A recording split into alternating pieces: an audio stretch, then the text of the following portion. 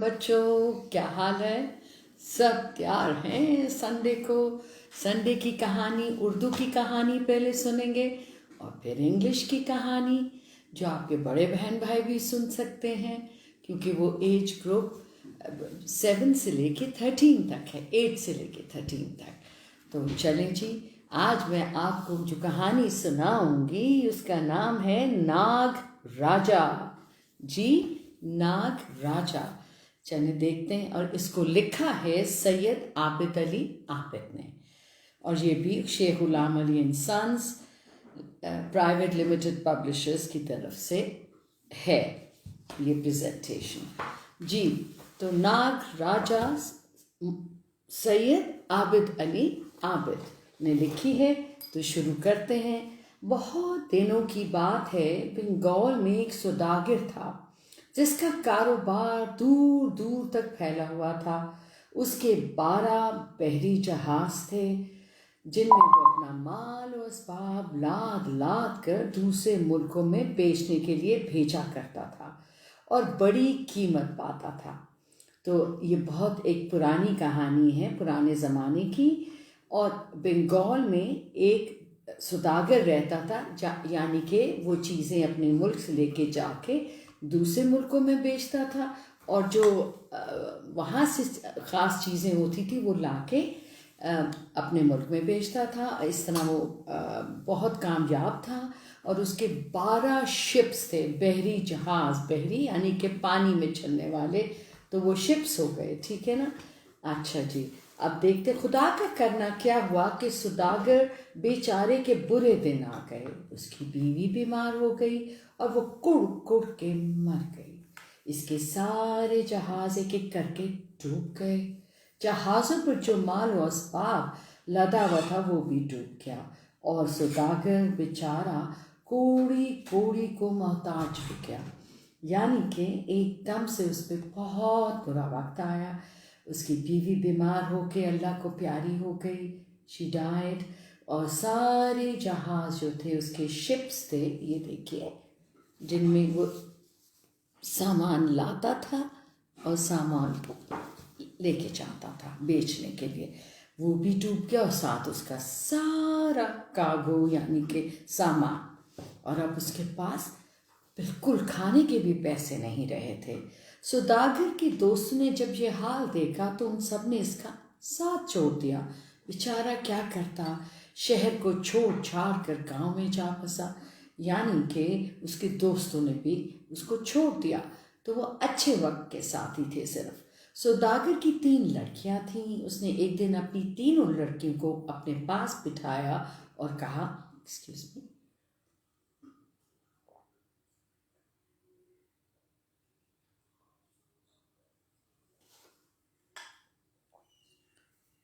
پیاری بیٹیوں، ہم پر مصیبت کا پہاڑ ٹوٹ پڑا ہے۔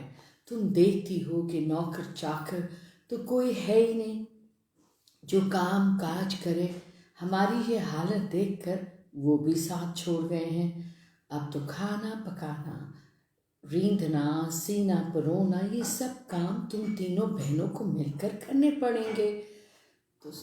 تو باپ نے سمجھایا کہ مجھے پتہ ہے آپ لوگوں کو عادت نہیں ہے، کیونکہ پہلے ہمارے گھر میں مدد موجود تھی، لیکن وہ اب سب ہمارا کام کرنے والے ہمارا ساتھ چھوڑ گئے، تو اب ہمیں کھانا پکانا، صفائی کرنا، کپڑے سینا، یہ سب مرمت کرنا چیزوں کی، ٹھیک ہے، یہ سب خود کرنا پڑے گا۔ دونوں بڑی لڑکیوں نے اپنے باپ کی یہ بات سن کر تیوریاں چڑھائیں اور پھر تنک کر بولی، نہ بابا، ہم سے یہ گھر کا کام کاج نہ ہوگا۔ جو بڑی 2 بیٹیاں تھیں وہ بہت غصے میں آ گئیں اور تنک کر یعنی کہ غصے سے بولی، اور ان کے ماتھے پہ بل بھی آ گئے، اور انہوں نے صاف انکار کر دیا کہتے ہوئے، نہ بابا، ہم سے یہ گھر کا کام کاج نہ ہوگا۔ لیکن سوداگر کی سب سے چھوٹی لڑکی نے، جس کا نام گلابی تھا، اپنے باپ کو تسلی دی اور کہنے لگی، بابا جان، آپ اپنا جی بھاری نہ کریں، میں گھر کا سب کام سنبھال لوں گی، اور چھوٹی بیٹی کیا نام تھا اس کا؟ جی گلابی، پنک. اور اس نے وہ اپنی بڑی بہنوں کی طرح نہیں تھی. اس نے بڑے پیار سے اپنے باپ کو حوصلہ دیا اور ان کو کہا کہ میں ہر طرح سے کام کروں گی اور آپ کی مدد کروں گی. اور بابا جان آپ اپنا جی بھاری نہ کریں، یعنی کہ اپنا پریشان نہ ہوں، سٹریس نہ لیں، اور میں سب کچھ سنبھال لوں گی. اب ہوا یہ کہ سوداگر کی دونوں بڑی لڑکیاں تو ہاتھ پر ہاتھ دھرے بیٹھی رہتی اور سب سے چھوٹی لڑکی گلابی گھر کا سارا کام کیا کرتی. یعنی کہ سوداگر کی جو بڑی بیٹیاں تھیں ہاتھ پر ہاتھ دھرے، یعنی کہ بس کچھ نہیں کرنا، جب سب کام ان کو ہوا ملے، کھانا پکا ہوا ملے، کپڑے استری ہوئے ہوں، دھلے ہوں، گھر کی صفائی ہوئی ہو، تو سارا دن کون یہ کام کرتا تھا؟ گلابی، ان کی چھوٹی بہن. ٹھیک ہے. بیچاری کپڑے دھوتی، برتن مانجتی یعنی کہ دھوتی، سب کے لیے کھانا پکاتی، بستر بچھاتی اور رات کو تھک کے چور ہو کر پڑی رہتی اور سارا دن وہ کام کرتی رہتی اور کوئی کمپلین بھی نہ کرتی. اس طرح کئی ماہ بیت گئے، کتنے مہینے، منتھس بیت گئے، اور پھر خدا کا کرنا کیا ہوا کہ ایک دن سوداگر کو یہ خبر ملی اس کے 3 جہاز ڈوبے نہیں تھے، مگر سمندر میں زبردست طوفان آنے کی وجہ سے وہ وقت پر نہیں پہنچ سکے تھے. یہ تو بہت بڑی خوشخبری تھی.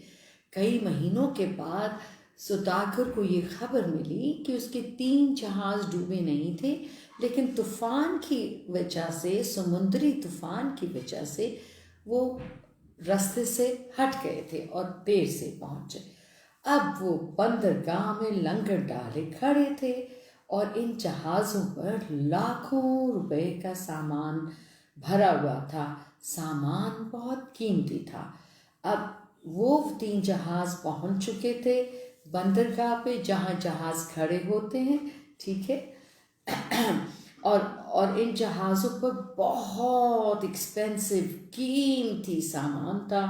سوداگر نے جب یہ خبر سنی تو وہ پھولے نہ سمایا. خوشی اس نے تینوں لڑکیوں کو اپنے پاس بلایا اور خوشخبری سناتے ہوئے کہا، پیاری بیٹیوں، خدا نے ہماری یہ مصیبت کے دن ختم کر دیے ہیں. میں اب شہر جا رہا ہوں، بتاؤ وہاں سے تمہارے لیے کیا کیا تحفے لاؤں. جیسے آپ کے ابا بھی آپ سے پوچھتے ہوں گے، امی بھی جب جاتی ہیں باہر شاپنگ کے لیے، ہے نا، ہمیں بھی جب ہم نکلتے ہیں کسی اپنے کام کے لیے، بڑوں سے سب سے پوچھ کے جانا چاہیے کہ ان کا تو کوئی کام نہیں، ہم ان کی کوئی مدد کر سکتے ہیں یا ان کے لیے کچھ لا سکتے ہیں. اب سوداگر بہت خوش تھا، اسی لیے اس نے اپنی بیٹیوں کو بلا کے کہا کہ مجھے بتاؤ میں آپ لوگوں کے لیے کیا لاؤں، کیونکہ ہمارے کچھ جہاز مل گئے ہیں.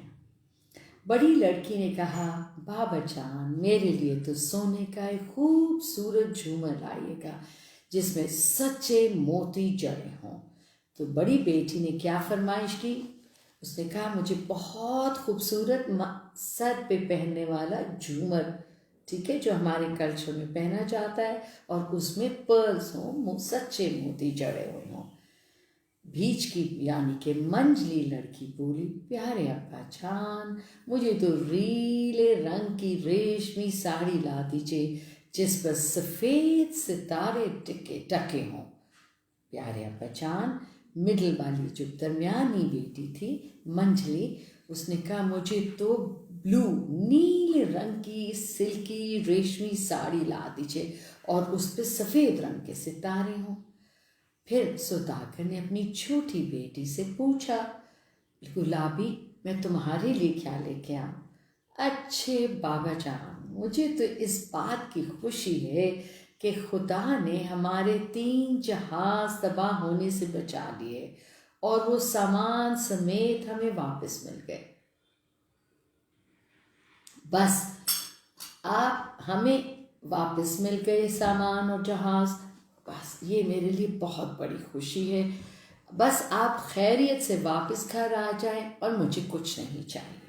کتنی اچھی سوچ کی بچی تھی۔ لیکن سوداگر نے بیٹی کو پیار کرتے ہوئے کہا، نہیں گلابی بیٹی، کچھ تو بتاؤ، کچھ تو منگواؤ، کوئی فرمائش کرو۔ گلابی نے تھوڑی دیر سوچنے کے بعد کہا، اچھا ابا جان، اگر آپ کی خوشی اسی میں ہے تو پھر میرے لیے گلاب کا ایک پھول لائیے گا جس کی بھینی بھینی مہک سے تازہ ہو جائے۔ تو پھر اس نے کہا، اچھا ابا جان، اگر آپ تاکید کرتے ہیں اور بار بار مجھے کہہ رہے ہیں اور آپ چاہتے ہیں تو مجھے سوچنے دیجیے۔ پھر تھوڑی دیر سوچنے کے بعد تک اس نے مجھے کہا کہ مجھے ایک بہت خوبصورت سا سفید روز گلاب چاہیے جس کی خوشبو سے میں فریش ہو جاؤں اور بہت اچھی تازہ خوشبو ہو اس کی۔ اب دیکھیے، اس کو وہ چیزیں نہیں چاہیے جو پیسوں سے خریدتے ہیں، ٹھیک ہے نا؟ کیونکہ یہ ہوتا ہے کہ جب ہم چیزیں لیتے جاتے ہیں وہ خوشی تھوڑی دیر کی ہوتی ہے اور پھر ہمیں اور چاہیے ہوتا ہے۔ آپ نے یہ دیکھا ہوگا، ایک کتاب لی یا ایک ٹوائے لیا، ایک کھلونا لیا، گڑیا لی، کوئی کپڑے لی، پھر آپ کا دل چاہتا ہے اور وہ تھوڑی دیر کی خوشی ہوتی ہے۔ اصل خوشی ریئل چیزوں سے ہوتی ہے۔ دوسرے دن سوداگر خدا کا نام لے کر شہر روانہ ہو گیا۔ معاف کیجیے گا، میرا کچھ میں نے کل کھایا تھا جس کی وجہ سے میری آواز بہت ہیوی اور بھاری ہو رہی ہے۔ دوسرے دن سوداگر خدا کا نام لے کر شہر روانہ ہو گیا۔ شہر پہنچنے کے بعد سوداگر نے اپنا مال بازار میں فروخت کیا۔ تو شہر پہنچنے کے بعد اس نے جلدی سے پوری کوشش کے ساتھ جو جو اس کے پاس سامان تھا اس کو سیل کیا، ٹھیک ہے، اس کو بیچا۔ بیٹا، اور لاکھوں روپے کا نفع کمایا، یعنی کہ اس کے بعد لاکھوں کا پروفٹ ہوا۔ Excuse me. جب سارا مال فروخت ہو گیا اور اسے فرصت ملی تو سب سے پہلے اس نے اپنی بڑی بیٹی کے لیے جھومر خریدا۔ جب وہ اپنے بزنس یعنی کام، چیزیں، سامان بیچ کے اس کو کافی پروفٹ اور فائدہ ہو گیا تو پھر اس نے وہ کام جب ختم ہوا تو اس نے کہا، میں شاپنگ یعنی کہ خریداری کرتا ہوں۔ اور سب سے پہلے بڑی بیٹی کی کیا فرمائش تھی؟ کیا آپ کو یاد ہے؟ بالکل صحیح کہا، سر پہ پہننے کا سونے کا جھومر جس میں پرلز، ریئل موتی لگے ہوں۔ اس کے بعد منجلی بیٹی کے لیے ریشمی ساڑی خریدی، جیسے کہ اس نے کس رنگ کی کہی تھی؟ نیلے رنگ کی، اور اس پہ کیا لگا ہو؟ جی، ستارے۔ نیلے رنگ کی ساڑی پر سفید ستارے جگمگ جگمگ کر رہے تھے، بہت خوبصورت لگ رہے تھے۔ اب سوداگر نے سب سے چھوٹی بیٹی گلابی کے لیے گلاب کا پھول خریدنے کے لیے بازار میں گھومنا شروع کیا۔ لیکن عجیب بات یہ ہے کہ سارا دن تلاش کرنے کے بعد بھی گلاب کا پھول کہیں نہیں ملا، ٹھیک ہے؟ یہ دیکھیے، میں آپ کو کچھ تصویریں دکھا دوں۔ یہ سوداگر اپنی بچیوں سے جانے سے پہلے ان کی فرمائشیں پوچھ رہا ہے اور یہ وہ اپنا سامان بیچ رہا ہے۔ Can you see it? Thank you. Okay جی۔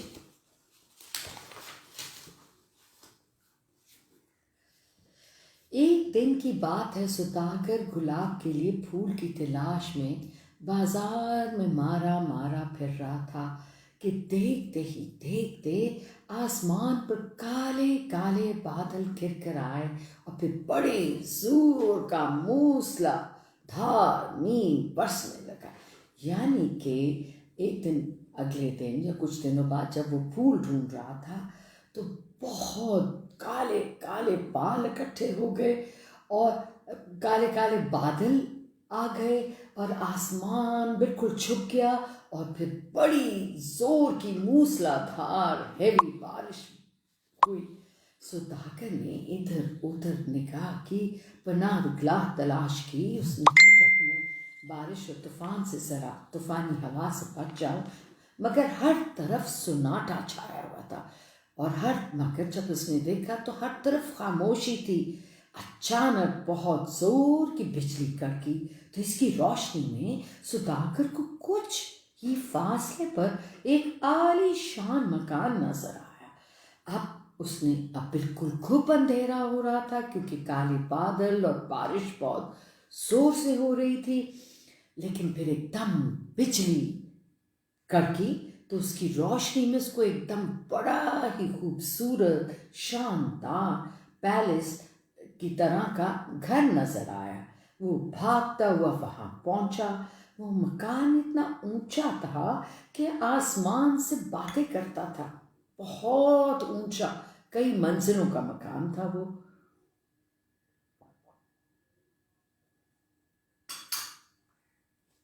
بارش سے میਂہ سے بچنے کے لیے سوداگر اسی مکان میں داخل ہو گیا، اسی اونچے گھر میں داخل ہو گیا۔ سوداگر جب مکان کے اندر پہنچا تو کیا دیکھتا ہے کہ ایک بہت بڑے کمرے میں اعلیٰ درجے کے قالین بچھے ہوئے ہیں اور 20 چھوٹی چھوٹی پلنگڑیاں پڑی ہیں جن کے پائے سونے کے ہیں۔ یعنی کہ جب وہ اندر داخل ہوا تو دیکھا ایک بہت شاندار کمرہ ہے اور اس میں بڑے بڑے خوبصورت قالین بچھے ہوئے ہیں، کارپیٹس، اور بہت سی چھوٹی چھوٹی چارپائیوں کی طرح بیٹھنے کے لیے پلنگڑیاں پڑی ہوئی ہیں، اور ان کے پائے جو تھے، ان کی جو ٹانگیں تھیں وہ سونے کی تھیں۔ سوداگر یعنی کہ ایک پلنگڑی پر بیٹھ گیا اور سوچنے لگا کہ شاید یہ کسی راجا کا محل ہے۔ اب وہ یہ سوچ رہا تھا کہ ضرور یہ کسی امیر و کبیر راجا کا گھر ہے اور محل ہے۔ کوئی گھنٹہ بھر سوداگر وہاں بیٹھا رہا، لیکن میंہ تھا کہ تھمنے کا نام ہی نہ لیتا تھا، اور بارش رک ہی نہیں رہی تھی۔ اب سوداگر کو بھوک بھی ستانے لگی تھی، کیونکہ بہت وقت سے پہلے وہ بازار میں گھومتا رہا اور اب کب سے یہاں بیٹھا ہوا تھا۔ اچانک وہ کیا دیکھتا ہے کہ اس کے سامنے ایک میز پر دسترخوان بچھا ہوا ہے اور اس پر رنگ رنگ کی پلیٹوں میں طرح طرح کے خوشبودار کھانے رکھے ہیں۔ پھر اس نے ایک دم کیا دیکھا،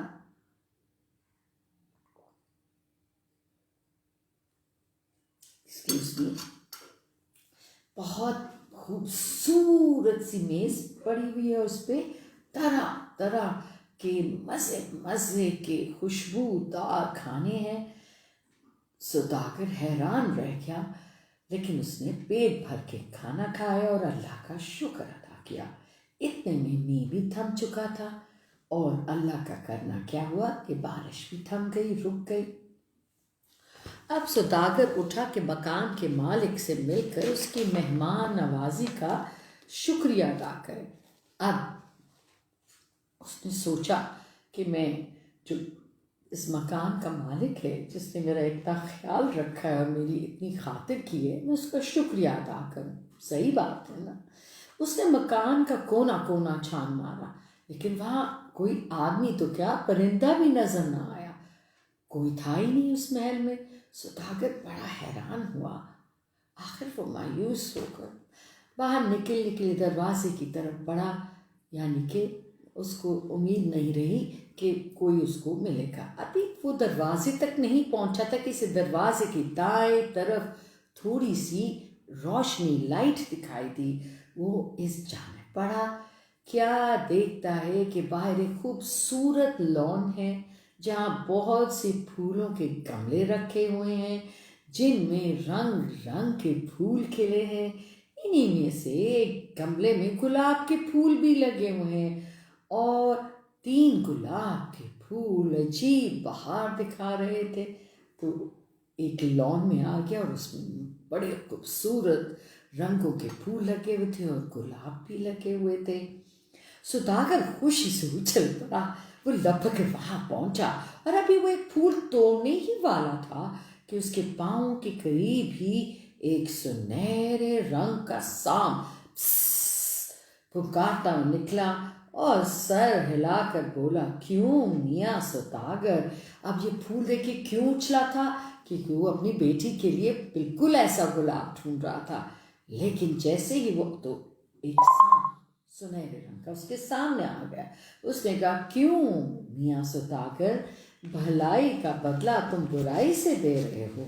میں نے تو تمہارے لیے اپنے محل کے دروازے کھول دیے اور تمہیں اس طوفانی بارش میں پناہ دی، تمہیں بھوک لگی تو کھانا کھلایا، ہر طرح کا آرام پہنچایا، اور جاتی دفعہ تم میرے پھول توڑ کر لے جانا چاہتے تھے۔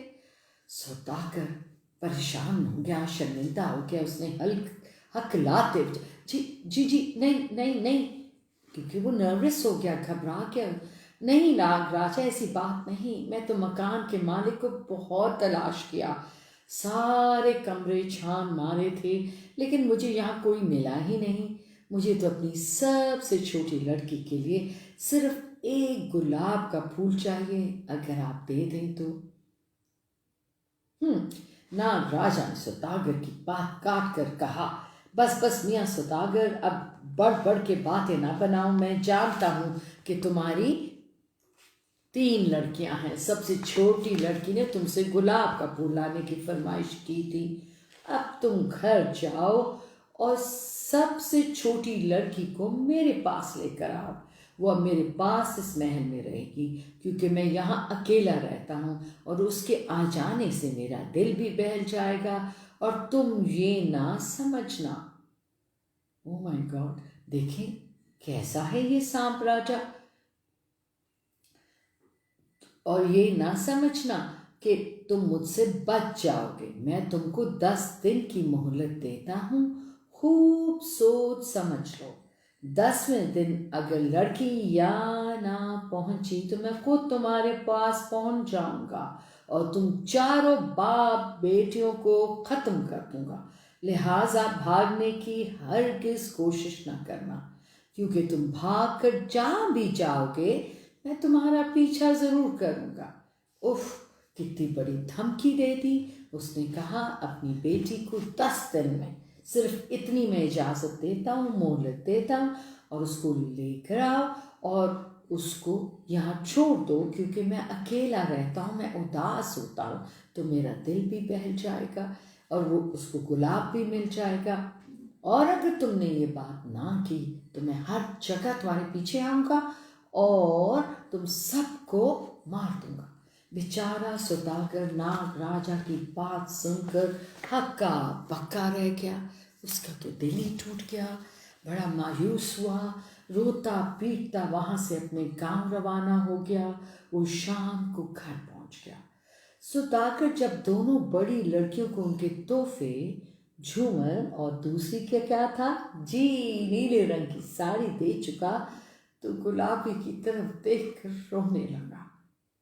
اس کو رونا آ رہا تھا۔ گلابی نے پوچھا، بابا جان کیا بات ہے، آپ روتے کیوں ہیں؟ بیچارے سوداگر نے ناگ راجا کا سارا قصہ سنا دیا، ساری کہانی سنائی۔ قصہ سنتے ہی گلابی کی بہنوں نے روتے ہوئے اسے کوسنا شروع کر دیا، اس کو ڈانٹنا شروع کر دی، اور فرمائش کرو گلاب کے پھول کی، ہماری طرح تم بھی جھومر یا ساڑی منگوا لیتی تو اس وقت یہ مصیبت کیوں آتی، اب کیا ہوگا؟ ان کو الٹا غصہ آ گیا، اتنی معصوم سی پیاری سی اس کی خواہش تھی۔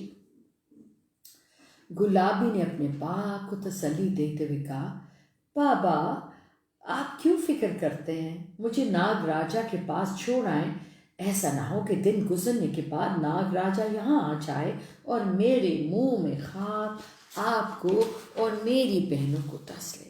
کیا قربانی کا اور کتنی بہادری کا جذبہ ہے گلابی میں۔ سوداگر نے کہا، میں تمہیں کیسے چھوڑاؤں بیٹی، اگر وہاں تمہیں کچھ ہو گیا تو میں کیا کروں گا؟ گلابی نے باپ کو تسلی دی اور کہا، ابا جان جسے اللہ رکھے اسے کون چکے۔ کتنی صحیح بات ہے، اگر اللہ چاہے گا تو میں ہر حال میں زندہ رہوں گی اور اللہ مجھے بچا لے گا، یہ سب اب اللہ کی مرضی پہ چھوڑ دے۔ میں نے اس کا کیا بگاڑا ہے ناگ راجا کا جو وہ مجھے نقصان پہنچائے گا؟ تو پھر 8ویں دن سوداگر نے اپنی بیٹی گلابی کو اپنے ساتھ لیا اور شہر کی طرف چڑھ پڑا اور ناگ راجا کے محل میں جا پہنچا۔ ناگ راجا نے سوداگر کو دیکھا تو کہا، یہ دیکھیے وہ اپنی بیٹی گلابی جو کہ سب سے چھوٹی تھی، اس کو لے گیا اس کے محل میں۔ تو دیکھیں ناگ راجا کیا کہتا ہے، تم نے اچھا کیا جو میرا کہنا مانا اور اپنی لڑکی کو میرے پاس لے آئے، بس اب تم واپس چلے جاؤ، بے فکر رہو، گلابی کو یہاں کوئی تکلیف نہ ہوگی۔ سوداگر نے روتے ہوئے اپنی بیٹی کو گلے سے لگایا اور روتا دھوتا گاؤں کی طرف لوٹ گیا، واپس چلا گیا۔ لیکن اسے بیٹی کا اتنا صدمہ ہوا تھا، اتنا افسوس ہوا تھا کہ وہ گھر آتے ہی بیمار ہو گیا۔ ہر وقت وہ گلابی کو یاد کرتا اور روتا اور دل ہی دل میں اس کو یاد کرتا اور افسوس کرتا۔ اب ذرا گلابی کا قصہ سنتے ہیں۔ وہاں یہ حال تھا کہ گلابی اچھے سے اچھا کھاتی، اچھے سے اچھا پہنتی اور اچھی اچھی کہانیاں سنا کر ناگ راجا کا دل بہلاتی۔ جب شام ہوتی اور گلابی محل کے چراغوں کو جلاتی تو پھر ناگ راجا ہولے ہولے گلابی کے پاس اور کہتا، تم مجھ سے شادی کر لو۔ وہ بہت اچھی طرح رہ رہی تھی اور ناگ راجا کا بھی خیال کر رہی تھی، کہانیاں سنا رہی تھی، مگر وہ آہستہ آہستہ اس کو یہ کہتا رہتا کہ مجھ سے شادی۔ لیکن گلابی گھبرائے ہوئے لہجے میں جواب دیتی، ناگ راجا میں ڈرتی ہوں، مجھے تم سے خوف آتا ہے۔ یہ سن کر ناگ راجا اداس ہو جاتا اور چپ چاپ چلا جاتا۔ اس طرح کئی دن بیت گئے۔ بیچاری گلابی اپنے باپ کی جدائی میں اداس رہنے لگی اور اپنے جی ہی جی میں ہر وقت کڑنے لگی۔ ایک دن کا ذکر ہے کہ گلابی اپنے کمرے میں بہت اداس اور غمگین بیٹھی تھی کہ اچانک اس کی نظر ایک پلنگڑی پر پڑی۔ اس نے دیکھا اس پہ ایک چھوٹا سا شیشہ پڑا ہوا ہے۔ اس نے وہ شیشہ اٹھا کر جب دیکھا تو معلوم ہوا کہ اس میں تمام دنیا کے حالات نظر آتے ہیں۔ کبھی تو کوئی بازار نظر آتا ہے جس میں لوگ رنگ رنگ کے کپڑے پہنے چلتے پھرتے اور دکانوں پر خرید و فروخت کرتے نظر آتے ہیں۔ کبھی ہرے بھرے کھیت اور باغ دکھائی دیتے ہیں، کبھی کوئی دریا دکھائی دیتا ہے جس میں جہاز اور کشتیاں چل رہی ہیں۔ گلابی نے سوچا کیا ہی اچھا ہو جو میرے بابا جان کی صورت بھی اس شیشے میں نظر آ جائے۔ یہ خیال اس کے دل میں آیا ہی تھا کہ جھٹ ایک دم شیشے میں اسے اپنا گاؤں نظر آیا۔ وہاں کھیتوں میں کچھ لوگ کھیتی باڑی کر رہے تھے، یعنی کہ کھیتوں میں کام کر رہے تھے۔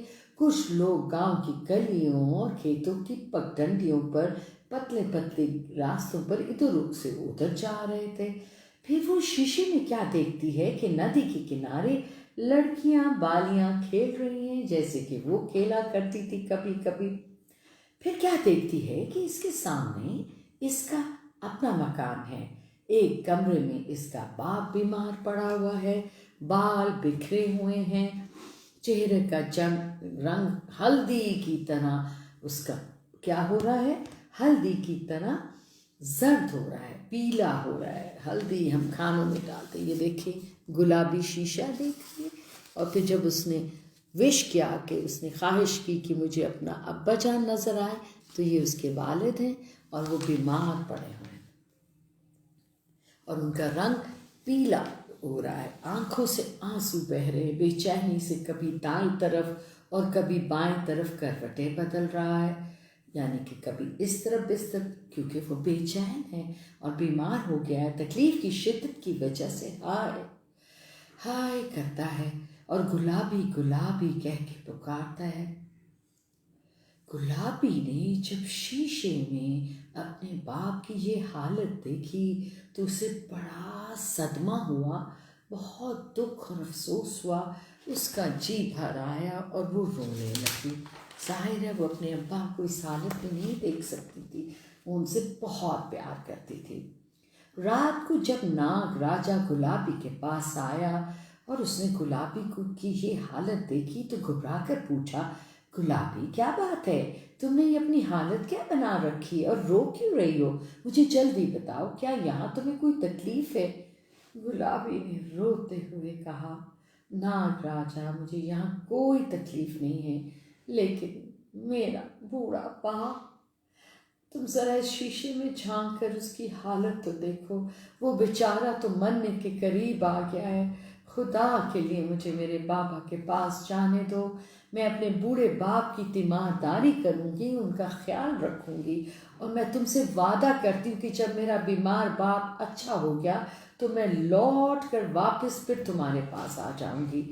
اس نے وعدہ کیا۔ ناگ راجا بولا، اچھی بات ہے، یہ والی چھوٹی الماری کھولو، اس کے سب سے نیچے والے خانے میں ایک لکڑی کا چھوٹا سا صندوقچہ ملے گا، یعنی کہ باکس ملے گا، اس میں چاندی کی ایک انگوٹھی رکھی ہے، وہ اپنی انگلی میں پہن لو، تم دیکھتے ہی دیکھتے اپنے باپ کے پاس پہنچ جاؤ گی، تمہیں پتہ بھی نہیں چلے گا، جب تم یہ انگوٹھی پہنو گی اب تو تم اپنے باپ کے پاس پہنچ جاؤ گی، اللہ تیرے پاپا کو بہت جلد اچھا کر دے گا۔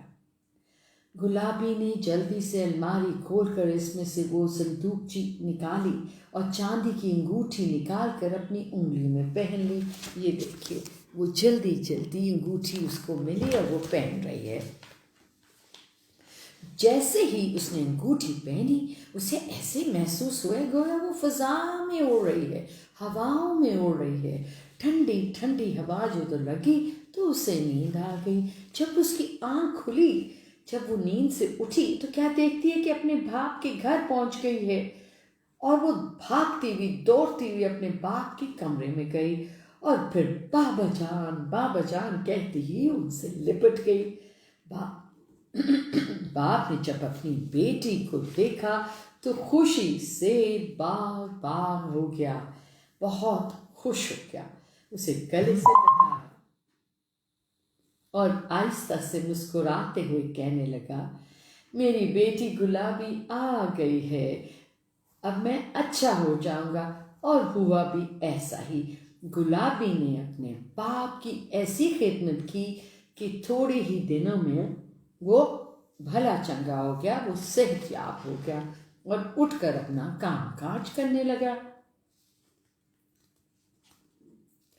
ایک دن سوداگر نے اپنی بیٹی سے پوچھا، ناگ راجا کے محل پر تم پر کیا بیتی، کیا حالات تھے تمہارے؟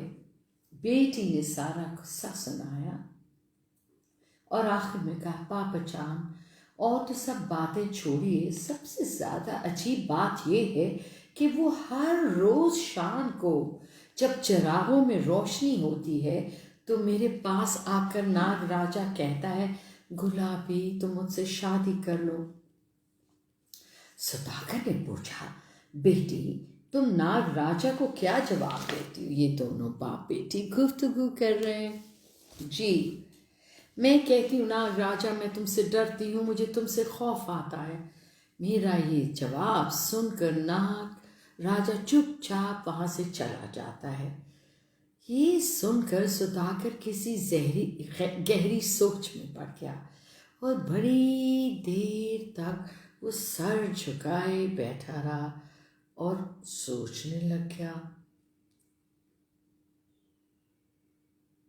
بیٹی اب کی دفعہ اگر ناگ راجا نے یہ بات کہی تو تم اس کو یہ جواب دینا، اچھا ناگ راجا میں تم سے شادی کرنے کے لیے تیار ہوں۔ گلابی نے حیران ہو کر کہا، ناگ سے شادی بابا جان، یہ آپ کیا کہہ رہے ہیں؟ میں ایک سانپ سے شادی کر لوں؟ باپ نے اپنی بیٹی کو مسکرا کر جواب دیا، ہاں بیٹی، اس میں کچھ بھید ضرور لگتا ہے، اس میں کوئی راز ہے، اس میں کوئی سیکرٹ ہے، تم میرا کہا مان، دیکھ تو صحیح خدا کیا کرتا ہے۔ گلابی نے کہا، اچھا بابا جان۔ اب وہ بڑی ہی فرما بردار اوبیڈینٹ بیٹی تھی۔ اس نے کہا، اچھا اگر آپ کہتے ہیں تو میں ایسا ہی کروں گی۔ اب سوداگر بالکل صحت یاب ہو گیا تھا۔ گلابی نے واپس جانے کی تیاری شروع کر دی۔ اپنی بہنوں سے اور باپ سے ملی اور پھر ہاتھ میں انگوٹھی پہن لی. پھر اسے ایسا محسوس ہوا ہے وہ ہوا میں اڑتی جا رہی ہے اور اس کی آنکھیں نیند کے خمار سے بند ہو گئیں. اور جب اس کی آنکھ کھلی تو کیا دیکھتی ہے کہ ناگ راجا کے محل میں پہنچ گئی ہے. ناگ راجا نے اسے دیکھ کر کہا تم آ گئی ہو گلابی. اور گلابی نے جواب دیا میرے ابا جان تندرست ہو گئے تھے, صحت یاب ہو گئے تو میں آ گئی ہوں کیونکہ میں نے تم سے وعدہ جو کیا ہوا تھا, یعنی کہ وہ اپنا وعدہ ضرور پورا کرتی چاہے اس سے اس کو خوشی مل رہی تھی یا نہیں. شام کو چراغوں میں روشنی ہوئی تو ناگ راجا گلابی کے پاس آیا اور سر ہلا کر کہنے لگا گلابی تم مجھ سے شادی کر لو. پہلے تو گلابی گھبرائی, کچھ سوچا اس نے, رکی, لیکن پھر اپنے باپ کی باتیں اور نصیحت یاد آ گئی اور بڑی ہمت اور حوصلہ کر کے بولی اچھا ناگ راجا میں تم سے شادی کرنے کے لیے تیار ہوں, اب تو تم خوش ہو. ادھر گلابی کے منہ سے یہ الفاظ نکلے اور ادھر ناگ راجا نے جیسے اپنی کھینچ لی, اپنی سکن اتار دی اور لوٹ پوٹ کر دیکھتے ہی دیکھتے خوبصورت شہزادہ بن گیا. یہ دیکھیے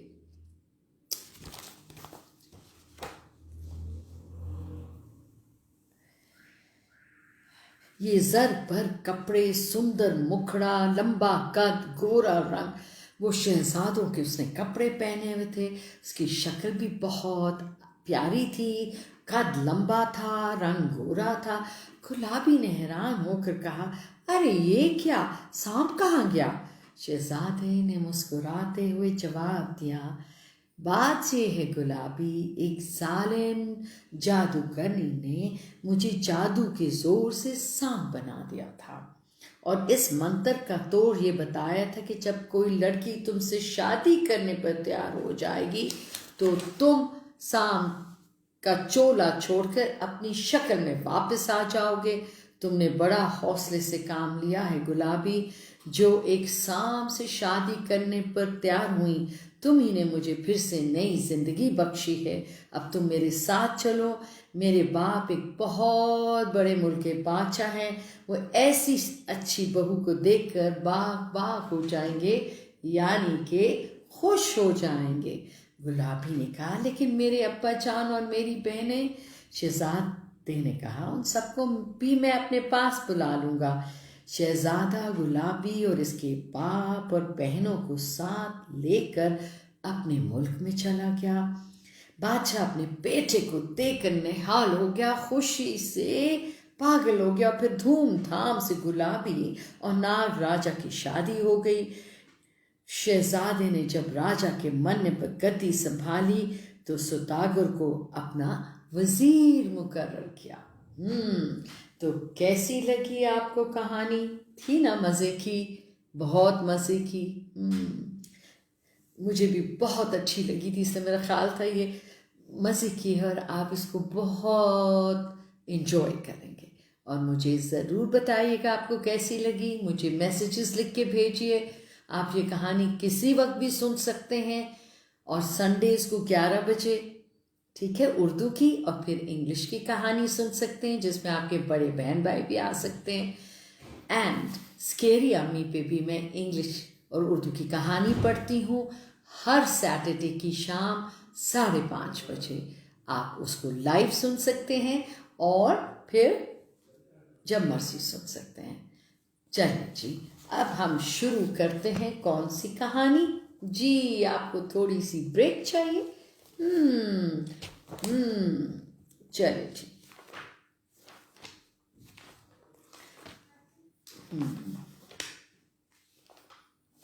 ایک سیکنڈ مجھے دیجیے گا بیٹا. جی وہ مجھے میں نے ڈھونڈ کے نکالی تھی لیکن I can't find it now. I don't know why. How could this happen? Okay.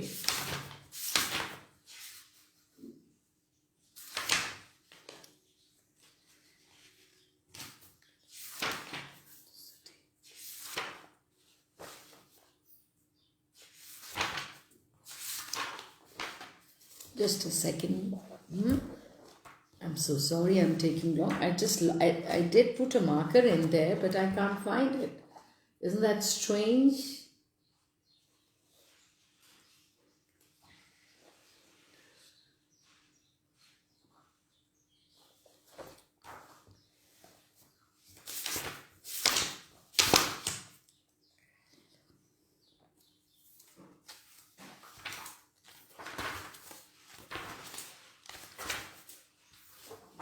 Are you all ready? Yes, I can see that you're all ready.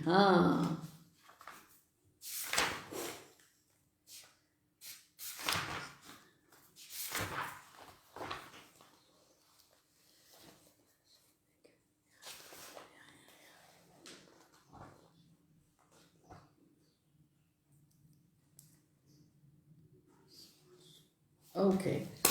Challenge. I'll read the other story. Okay. Two Kinds from the Joy Luck Club, and it has been written by Amy Tam. There you are. You can read it for yourself. Yes. Yes. Let's see. My mother believed you could be everything or anything you wanted to be in America. You could open a restaurant, you could work for the government and get good retirement, you could buy a house, you could buy a house with almost no money down, you could become rich, you could become instantly famous. Of course, you can be prodigy too. My mother told me when I was 9, prodigy, a very talented, skillful person. I was 9, you can be best anything. What does Auntie Lindo know, her daughter? She's only best tricky. America was where all my mother's hopes lay. She had come here in 1949, after losing everything in China. Her mother and father, her family home, her first husband and 2 daughters, twin baby girls. But she never looked back with regret. There were so many ways for things to get better. We didn't immediately pick the right kind of prodigy at first. My mother thought I could be a Chinese Shirley Temple. We'd watch Shirley's old movies on TV as though they were training films. So her mother thought she could become like Shirley Temple and then become famous and rich. My mother would poke my arm and say, "Nagg, you watch," and I would see Shirley tapping her feet or singing a sailor's song or pursuing her lips into a very round "oh" while saying, "Oh my goodness." "Nagg," said my mother as Shirley's eyes flooded with tears in the movie that she's watching, "you already know how, don't need talent for crying." The mother is extremely ambitious that she left her family behind also. Soon after my mother got this idea about Shirley Temple, she took me to a beauty training school in the Mission District and put me in the hands of a student who could barely hold the scissors without shaking. So then her mother changed her mind. She saw that Nagg was not picking up Shirley Temple's talent and skills. So she took her to a beauty training school and she put her under training of a student who could barely hold the scissors herself. Instead of getting big fat curls, I emerged with an uneven mass of crinkly black fuzz. My mother dragged me off to the bathroom and tried to wet down my hair. "You look like Negro Chinese," she lamented. "Oh, as if I'd done this on purpose." Why Afro Chinese? Why? Because her hair became shorter and more curly and she had Chinese face. The instructor of the beauty training school had to lop off these soggy clumps to make my hair even again, so she had to cut them. Peter Pan is very popular these days, the instructor assured my mother. I now had hair the length of a boy's, with straight cross bangs that hung at a slant 2 inches above my eyebrows. I liked the haircut and it made me actually look forward to my future fame. In fact, in the beginning, I was just as excited as my mother, maybe even more so. I pictured this prodigy part of me as many different images, like we all daydream, don't we? Yeah, seeing ourselves in the images of different celebrities we worship, don't we? I trying each one on for size. I was a dainty ballerina girl standing by the curtains, she would imagine, okay, waiting to hear the right music that would send me floating on my tiptoes. I was like the Christ child lifted out of the straw manger, crying with holy indignity. I was Cinderella, stepping from her pumpkin carriage with sparkly cartoon music filling the air.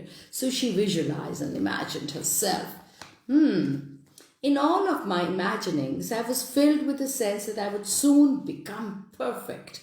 My mother and father would adore me. I would be beyond reproach. Nobody could criticize me anymore. I would never feel the need to sulk for anything. I would have everything.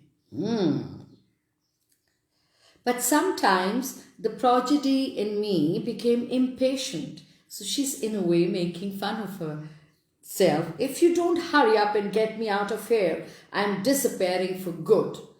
She's talking to herself, it warned, and then you'll always be nothing. So her mother had kind of inculcated and infused a lot of ambition in her. Every night after dinner, my mother and I would sit at the Formica kitchen table. She would present new tests, taking examples from stories of amazing children she had read in Ripley's Believe It or Not or Good Housekeeping, Reader's Digest, and dozen other magazines she kept in a pile in her bathroom. Don't we all have them? I used to have tons of them.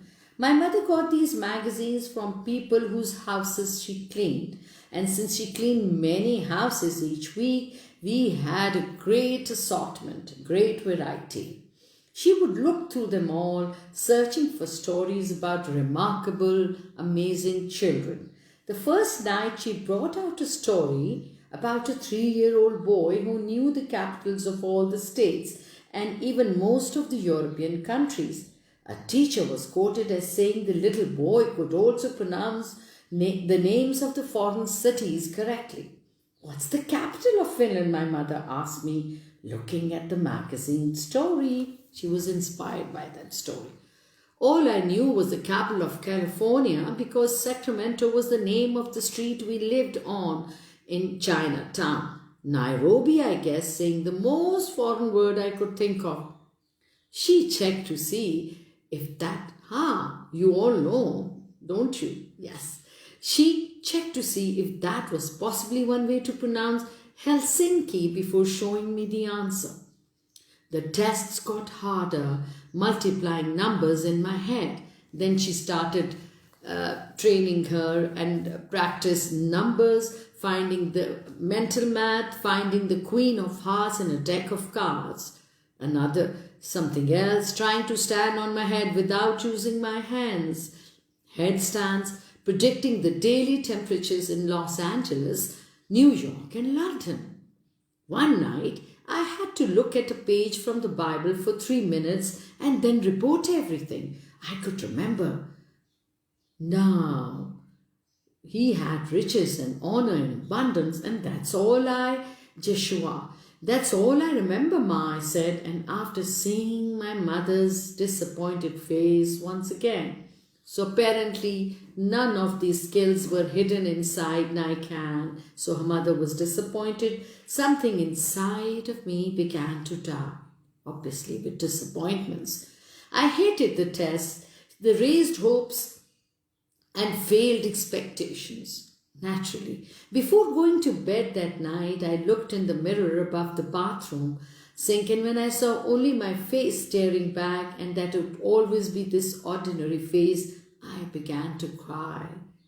So, she was so disappointed at so many times that she could not be good in remembering things from the Bible or capitals of the cities or mental maths, multiplying numbers, etc. So, she was so disappointed that it killed her imagination for some time. And she felt like crying. And then I saw what seemed to be the prodigy side of me, because I'd never seen that face before. I looked at my reflection, at myself, blinking so I could see more clearly. The girl staring back at me was angry, powerful. This girl and I were the same. I had new thoughts, willful thoughts, or rather thoughts filled with lots of won'ts, will not. I won't let her change me. I promised myself I won't be what I'm not. So she finally decided she will not become what she's not. So now on nights when my mother presented her tests, I performed listlessly, without interest, my head propped up on one arm. I pretended to be bored. And I got so bored, I started counting the bellows of the foghorns out on the bay while my mother drilled me in other areas. The mother didn't give up. The sound was comforting and reminded me of the cow jumping over the moon. And the next day I played a game with bellows, seeing if my mother would give up on me before 8 bellows. After a while, I usually counted only 1 or maybe 2 bellows at most. At least, what a relief, she was beginning to give up hope. But should we give up hope ever? No, keep trying. 2 or 3 months had gone by without any mention of my being a prodigy again. And then one day, my mother was watching the Ed Sullivan show on TV. The TV was old and the sound kept shouting out. Every time my mother got halfway up from the sofa to adjust the set, the sound would go back on and Ed would be talking. As soon as he sat down, Ed would go silent again, the character in the Ed Sullivan show. She got up. The TV broke into loud piano music. She sat down. Silence, up and down, back and forth, quiet and loud. It was like a stiff, embraceless dance between her and the TV set. She kept running to and fro between the TV set to turn it on. Finally, he stood by the set with a hand on the sound dial, on the knob. We did not have remote controls in those times.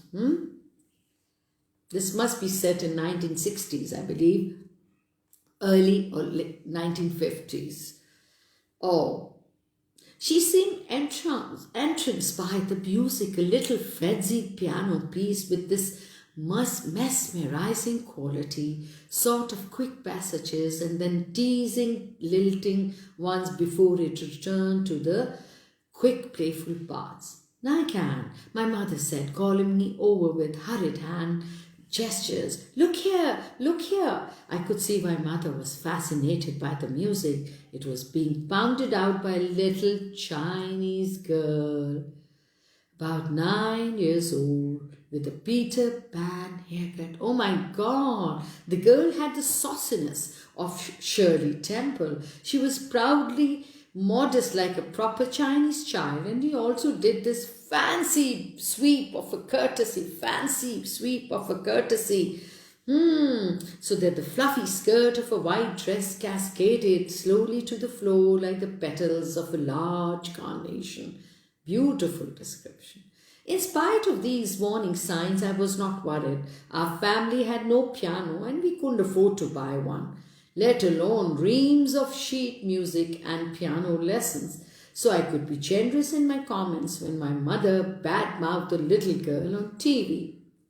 Playing out right but doesn't sound good. No singing sound, complained my mother. What are you picking on her for? I said carelessly. She's pretty good. Maybe she's not the best, but she's trying hard. I knew almost immediately I would be sorry I said that. Just like you, she said. Not the best, because you're not trying. She gave a little huff as she let go of the sound dial and sat down on the sofa. The little Chinese girl sat down also to play an encore of Anitra's dance by Gray. I remember, he was a Norwegian composer. 3 days after watching the Ed Sullivan show, it ran from 1955 to 71. It was very popular, hosted by Ed Sullivan. My mother told me what my schedule would be for piano lessons and piano practice. She had talked to Mr. Chong, who lived on the first floor of our apartment building. Mr. Chong was a retired piano teacher, and my mother had traded house cleaning services for weekly lessons and a piano for me to practice on every day, 2 hours a day from 4 until 6. When my mother told me this, felt as though I had been sent to hell. I whined and then kicked my foot a little when I couldn't stand it anymore. Why don't you like me the way I am? I'm not a genius. I can't play the piano. And even if I could, I wouldn't go on TV if you paid me $1 million, I cried. My mother slapped me. Who asked you to be genius? She shouted. Only ask you be your best. That's her broken English because she's Chinese. For your sake, you think I want to be genius? What for? Who asked you? So ungrateful, I heard her mutter in Chinese. If she had as much talent as she has temper, she would be famous now. The mother is grumbling about Nagg. Mr. Chong, whom I secretly nicknamed Old Chong, was very strange, always tapping his fingers to the silent music of an invisible orchestra. He looked ancient in my eyes, very old. He had lost most of the hair on top of his head, and he wore thick glasses and eyes that always looked tired and sleepy. So this is Nikan or Naikan, whichever way you like to pronounce the name. There she is. But he must have been younger than I thought, since he lived with his mother and was not yet married. I met old Lady Chong once, and that was enough. She had this peculiar smell like a baby that had done something in its pants, and her fingers felt like a dead person's, like an old peach I once found in the back of the refrigerator. The skin just slid off the meat when I picked it up. Ouch! What a description, huh? That's how very old people have their skin, right? Let me see the time. Okay, we have time. Hopefully we can finish it. I soon found out why old Chong had retired from teaching piano. He was deaf, like Beethoven. He shouted to me. We are both listening only in our head, and we would start to conduct his frantic, silent sonatas. Our lessons went like this. He would open the book and point to different things, explaining the purpose. Key, treble, bass, no sharps or flats. This is a major. Listen now and play after me. And then he would play the C scale a few times. A chord, as if inspired, an old, unreachable itch. He gradually added more notes and a pounding bass until the music was really something quite grand. I would play after him, the simple scale, the simple chord, and then played some nonsense that sounded like a cat running up and down on top of garbage cans. Old Chong smiled and applauded. Very good, but now you must learn to keep time. So that's how I discovered that old Chang's eyes were too slow to keep up with the wrong roads I was playing. He went through the motions in half time. He stood behind me, pushing down on my right shoulder for every beat. Oh, he balanced pennies on top of my wrist so I would keep them still as I slowly played scales. He had me curve my hand around an apple and keep that shape when playing chords. He marched stiffly to show me how to make each finger dance up and down, staccato like an obedient little soldier. He taught me all these things. And that's how I learned I could be lazy and get away with mistakes. Lots of mistakes. If I hit the wrong notes because I had not practiced, I never corrected myself. I just kept playing and old Chong kept conducting. So maybe I never really gave myself a fair chance. I did pick up the basics pretty quickly and I might have become a good pianist at that young age. But I was determined not to try. Okay, over the next year, I practiced like this dutifully in my own way. Then one day I heard my mother and a friend Lindo both talking in a loud, banging tone of voice so others could hear. It was after church, and I was leaning against a brick wall wearing a dress with stiff white petticoats. Oh, oh God. We had grown up together. She's talking about Aunt Linda's daughter. And shared all the closeness of two sisters squabbling over crayons and dolls. And actually, they hated each other. I thought she was snotty. Waverly Young had gained a certain amount of fame as Chinatown's littlest Chinese chess champion. She bring home too many trophy, lamented Auntie Lindo that Sunday. All day she play chess, all day I have no time to do nothing but dust off her winnings. Yet lucky you don't have this problem, said Auntie Lindo with a sigh to my mother. And my mother squared her shoulders and bragged, problem worse than yours.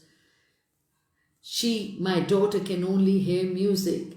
It's like you can't stop this natural talent. And then I was determined to put a stop to her foolish pride.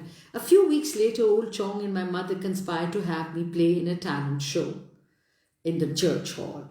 By then, my parents had saved up enough to buy me a second-hand piano, with a scarred bench. It was the showpiece of our living room. For the talent show, I was to play a piece called Pleading Child. It was a simple, moody piece that sounded more difficult than it was. I was supposed to memorize the whole thing, playing the repeat parts twice to make the piece sound longer. But I dawdled over it. And then cheating, looking up to see what notes followed, I never really listened to what I was playing. I daydreamed about being somewhere else, about being someone else. The part I liked to practice best was the fancy courtesy, right foot out, touch the rose on the carpet with a pointed foot, sweep to the side, left leg bends, look up and smile. My parents invited all the couples from Joy Luck Club. It was for Chinese women who had been meeting for years to socialize, play games and tell stories from the past. Okay. Then she says, when my turn came, confident, I remember my childish excitement really did exist. I had no fear whatsoever, no nervousness. I remember thinking to myself, this is it. I looked over the audience at my mother's blank face. Auntie Lindo's stiff-lipped smile and my father's yawn. Waverly, the friend's sulky expression. I had on a white dress layered with sheets of lace. As I sat down, I envisioned people jumping to the feet and Ed Sullivan rushing up to introduce me to everyone on TV. And I started to play. It was so beautiful. I was so caught up in how I lovely looked that at first I didn't worry how I would sound. So it was a surprise to me when I hit the first wrong note. I realized something didn't sound quite right. Then I hit another. A chill started at the top of my head and began to trickle down. Yet I could not stop playing as though my hands were bewitched. I kept thinking my fingers would adjust themselves like a train switching to the night track. I played this strange jumble through 2 repeats, the sour notes. When I stood up, I discovered my legs were shaking. Maybe I had just been nervous and the audience, like old Chong, had seen me go through the right motions and not heard anything wrong at all. I swept my right foot out and courtesies. Bravo, bravo, well done. But then I saw my mother's face, her stricken face. The audience clapped weakly, and as I walked back to my chair with my whole face quivering, trembling, as I tried not to cry, I heard a little boy whisper loudly to his mother, "That was awful!" And the mother whispered, "Well, she certainly tried." And now I realize how many people were in the audience. The whole world, it seemed. I was aware of eyes burning into my back. I felt the shame of my mother and father as they sat stiffly throughout the rest of the show. We could have escaped intermission. Pride and some strange sense of honor must have anchored my parents to their chairs. There she is. Wow, how would you feel? Imagine.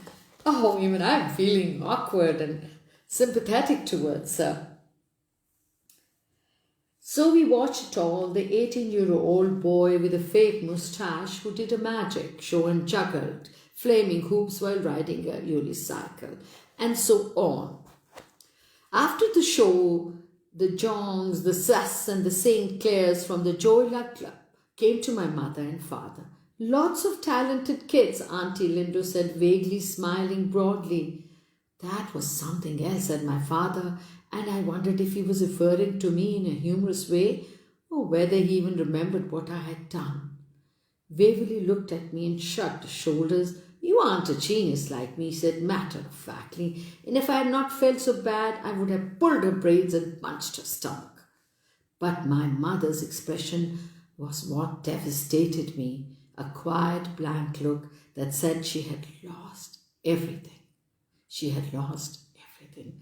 I felt the same way, and it seemed as if everybody were now coming up like gawkers at the scene of an accident to see what parts were actually missing. When we got onto the bus to go home, my father was humming the Busy Bee tune and my mother was silent. I kept thinking she wanted to wait until we got home before shouting at me. But when my father unlocked the door to her apartment, my mother walked in and then went to the back into the bedroom. No accusations, no blame, no scolding, and in a way I felt disappointed. I had been waiting for her to start shouting so I could shout back and cry and blame her for all my misery. So typical of us. I assumed my talent show fiasco meant I never had to play piano again. But 2 days later, after school, my mother came out of the kitchen and saw me watching TV. 4 o'clock, she reminded me as if it were any other day. I was stunned, as though she were asking me to go through the talent show, torture again. I wedged myself more tightly in the front. "Turn off TV," she called.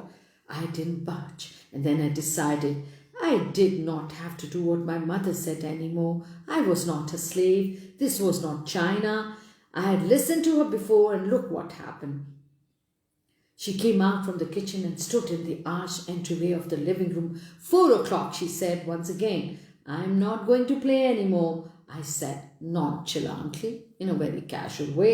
"Why should I? I'm not a genius." She walked over, stood in front of the TV. I saw her chest was heaving up and down in an angry. "No," I said, and now I felt stronger, as if my true self had finally emerged. So this was what had been inside me all along. I think this has become a bit too long, isn't it? Are you tired? Kind of tired? Huh? It'll take another 10 minutes if you can. All right. She yanked me by the arm. Right? She was frighteningly strong. She pulled me off the floor. She carried me toward the piano as I kicked the throw rugs under my feet.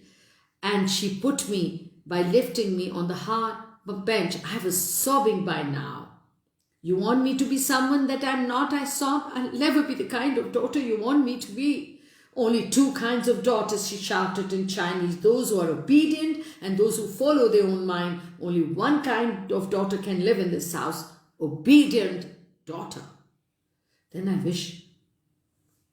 I wasn't your daughter. I wish you were not my mother. I shouted as I said these things. I got scared. I felt like worms and toads and slimy things crawling out of my chest.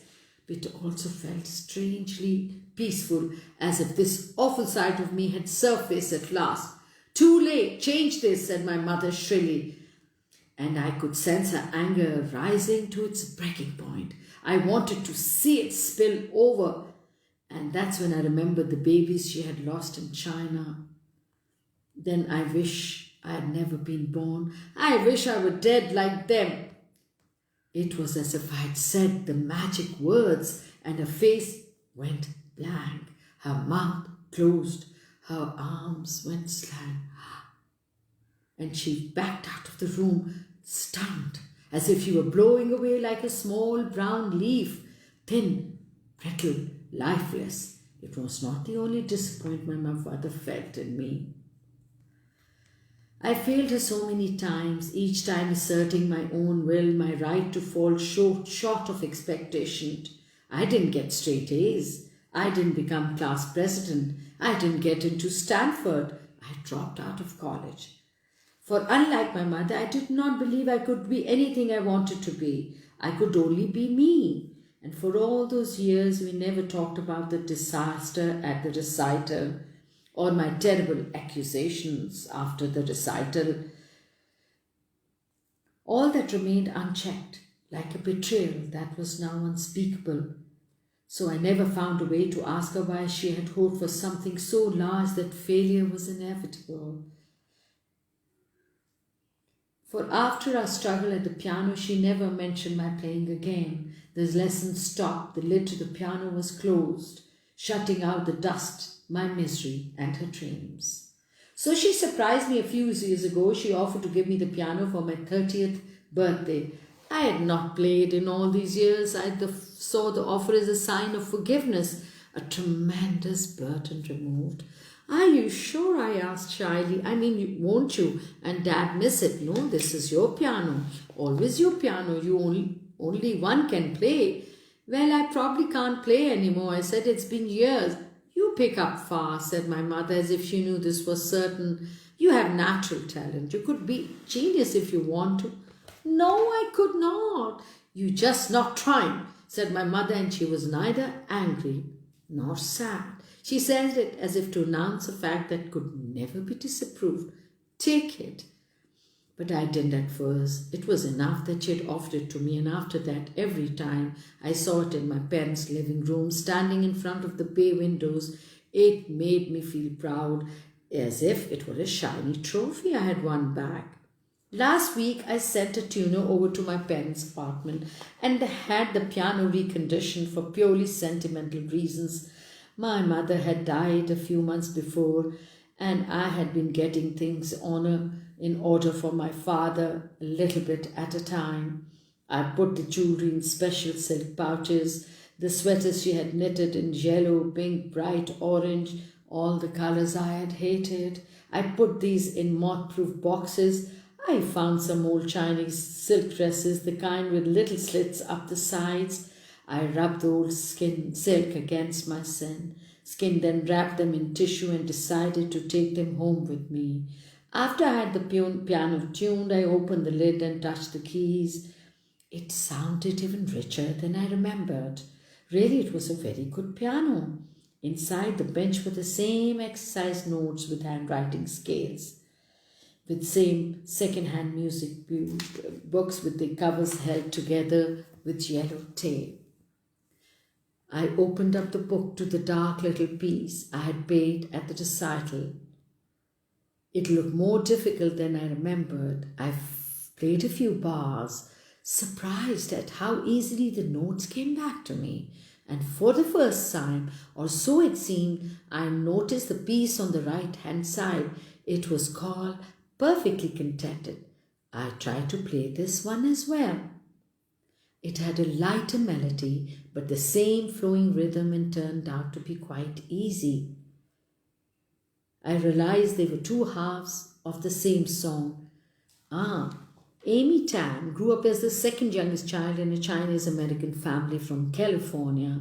As a youngest, Tan was pulled between mainstream American culture and the Chinese traditions. Tan showed early signs of being a writer. At age 8, she published an essay entitled What the Library Means to Me.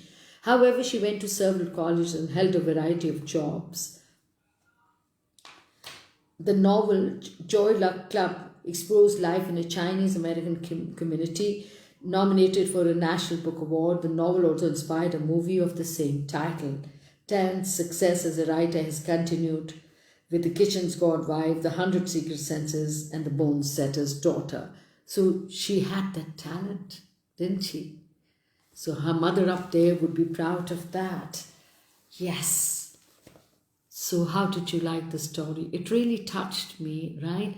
We all go through similar experiences during our growing years, as we are growing up, things we have to do, things we want to do. We have to keep a balance, listen to wise words, and find out the right balance with moderation for wishes and for obedience. Don't you think so? Okay, I hope you enjoyed the story. It was a tad bit long, but I thought as a teenagers you would be able to relate to it, isn't it? And those who are on the brink of becoming teenagers.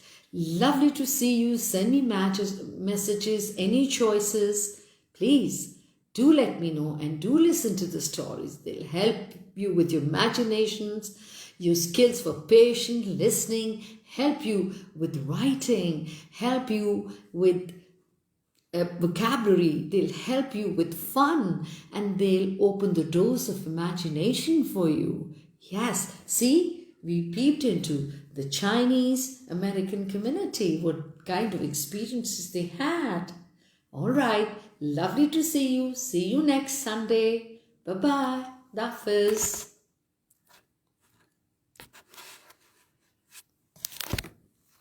Finish.